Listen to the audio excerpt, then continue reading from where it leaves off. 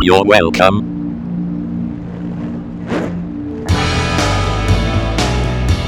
This is me on the skin of the bull, joy scratching my face like blast furnace slag wool, driving like a tornado across La Meseta, top down, the grin of a clown painted over my frown, because this is the dream, right? Even when things don't seem right.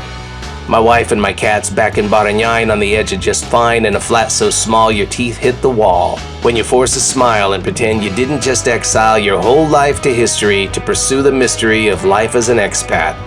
But you're not all that, you're just the next brat to post an edited life on TikTok and hope perfect strangers squawk and gawk and tell you you're cool, an American fool in Spain. Don't show your pain or talk about the monkeys in your brain. Well, that was interesting, huh? If you haven't figured it out by now, we are back in the States. Once upon a time, I walked the earth in someone else's shoes.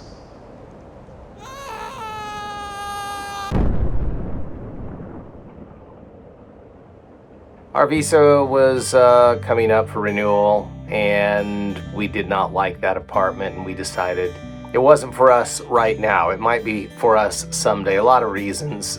Selfishly, I needed to keep working. I was not ready to I was not ready to be in Spain and not work, and in an apartment the size of a coffin. If you watched the last Camino video, you hear me pretty much laying the groundwork, foreshadowing our removal from Spain and moving back to the States, despite how crazy this is here. I don't want to be here. I don't want to go back to the tiny apartment we live in. I don't want to go back to my life beyond that, because I just don't think I have anything right now. I have no purpose, have no comfort, at least in here. Have no peace. Should have stayed in America. I swear to God, it's happening.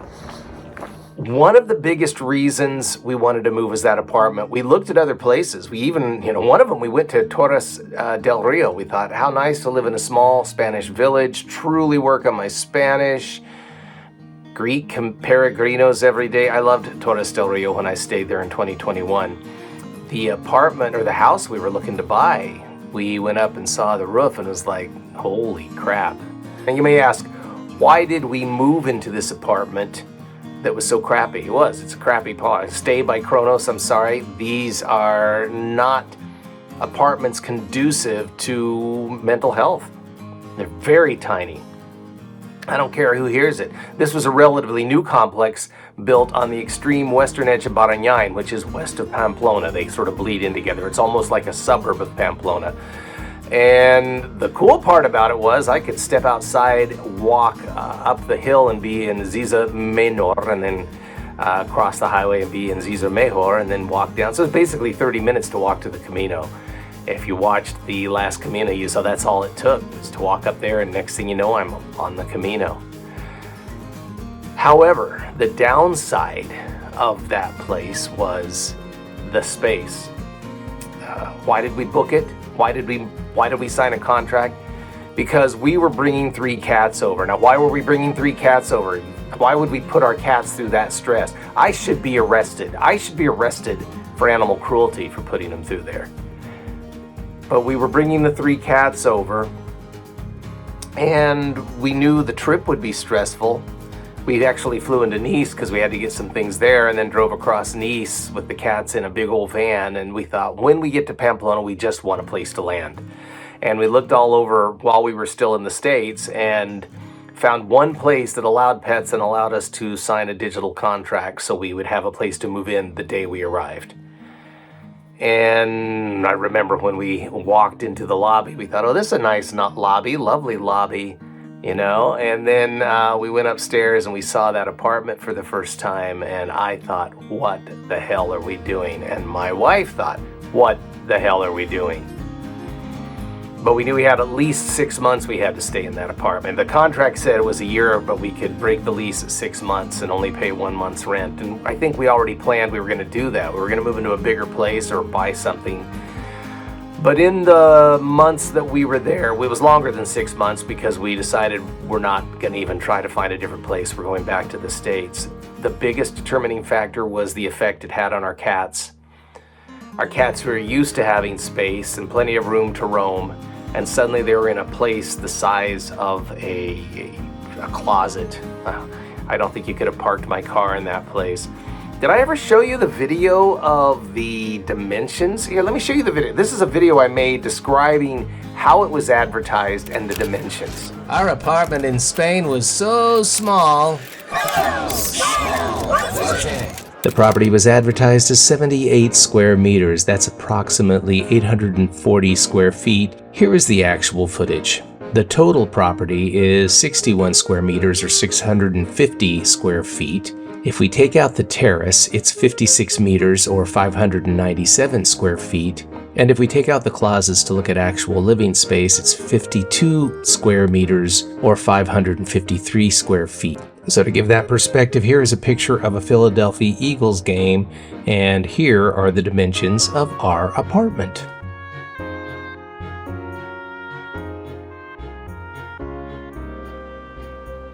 We moved in that, and this is probably the most telling thing. This is my cat, Howie, in that apartment. I added a lighting effect because I was playing, but I did not alter the cat. That's kind of how he started to look in that place.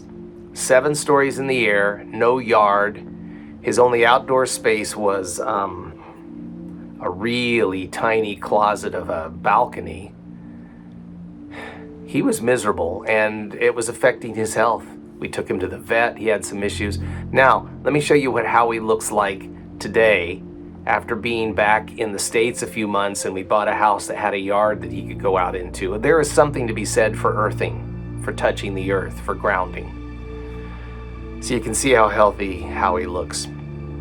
Truly, the biggest reason we came back was because of that apartment and not being able to find another place to live.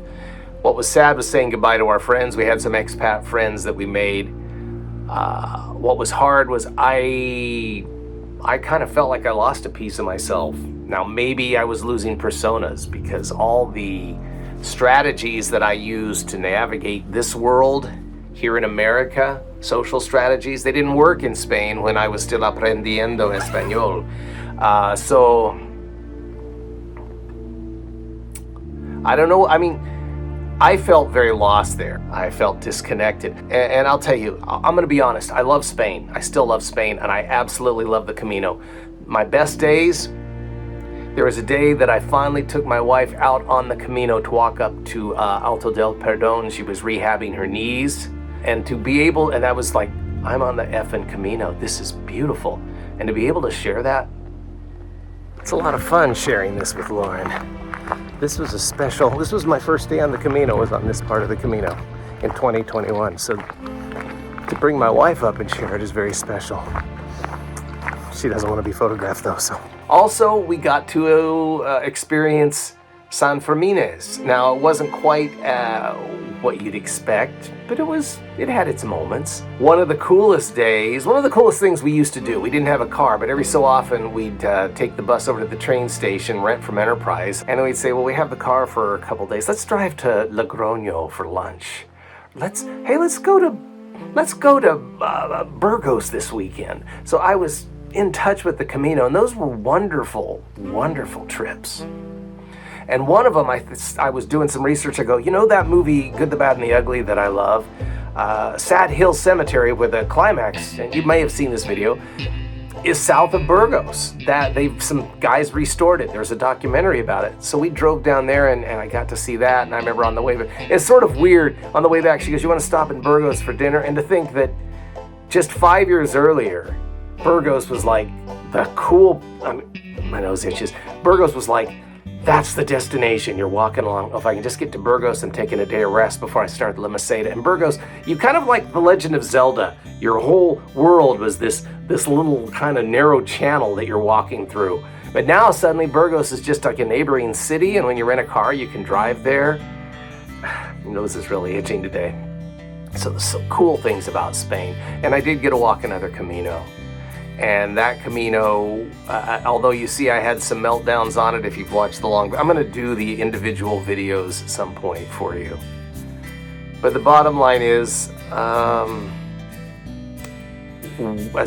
Spain, everybody who's an expat makes Spain look like this, right?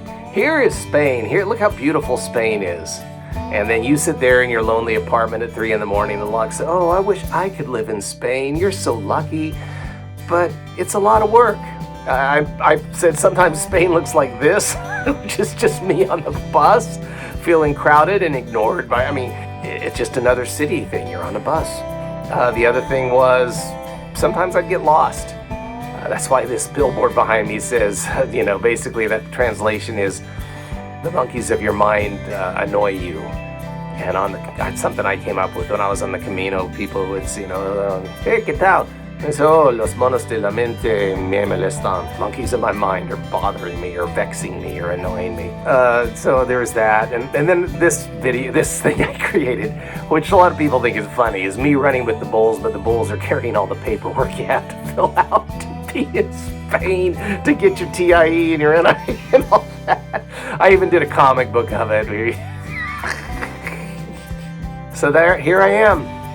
Here I am back in America. I'm not at the Cruz de Ferro, if you haven't noticed, because this is being looped. It's a 2-minute loop. There's a friend of mine, Charles and Lisa, at night. They do karaoke there. And Charles knows every damn song known to man. And I had a song stuck in my head just before I left for Spain. And it was...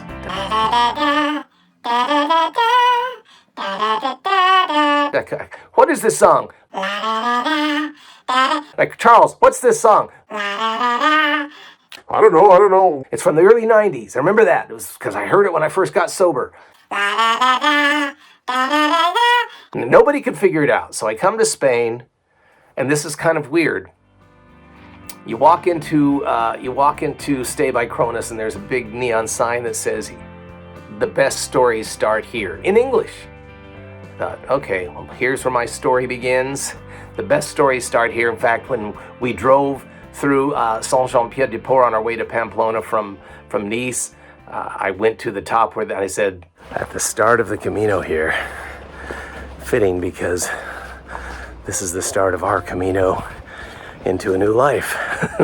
And then when we decided to move back, I went back to the States to look for a place, and I went over to Kansas to see my brother. And as I'm leaving to come back to Spain to start the process of the move, I hear this song in the Wichita airport. I go, that's the song. And I pull out my phone and Shazam and I play it. And so on May 1st, when you walk in that lobby, or in early May when you walk in that lobby, it was actually May 7th. May 1st is when we start. May 5th is when we flew. May 7th is when we got to... You walk in and it says, best stories start here. But as I'm beginning the process of moving out of Spain and back to America, I hear the song. And the name of the song is, Here's Where the Story Ends.